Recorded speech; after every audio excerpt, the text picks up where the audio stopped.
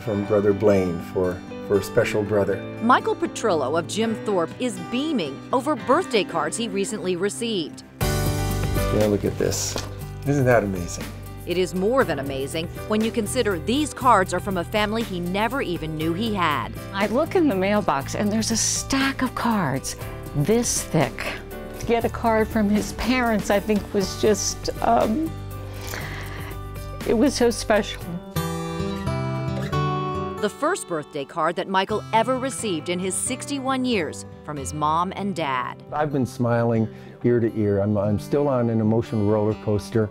Michael and his wife Marianne are understandably emotional because Michael has spent more than 40 years trying to find his biological parents. Given up at birth in Germany in 1953, Michael was adopted at 5 months old by loving parents, Rudolph Patrylo, who served in the U.S. Army, and his wife Anne. I think everybody questions the circumstances behind an adoption. What happened?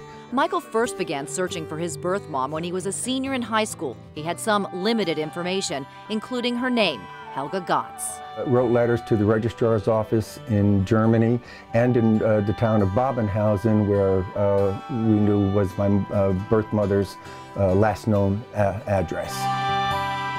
The response was always the same, that we can't find anything, good luck in your search. Michael finally got a break late last year.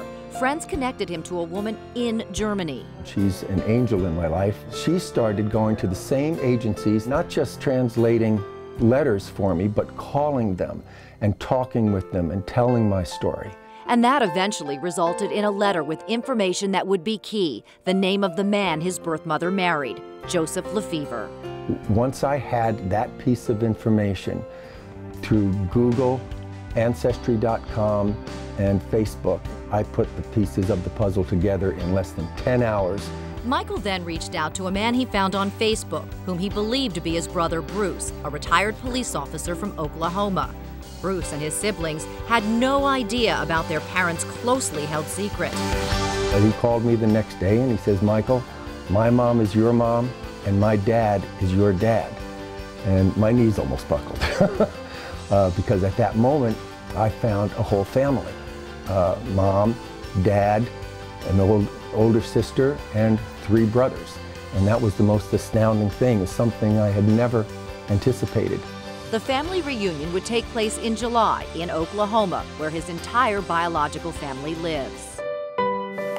Oh, God, it's good to see you. You too. I'm so sorry. I'm so happy. Helga was sitting there. I just went and hugged her. I looked him in the eye. And then we hugged. This is wonderful. I can't even tell you what's going on in my mind. I mean, this was just such an astounding thing. I couldn't help looking at them. Michael says as part of the German adoption process, his mom was not entitled to any information about the baby she had named Andreas Gotz. He says it was post-war Germany, his parents were young and poor, and the circumstances, sadly, were beyond their control. It is nice to know that I wasn't given up for adoption because I wasn't wanted, or that I was a mistake.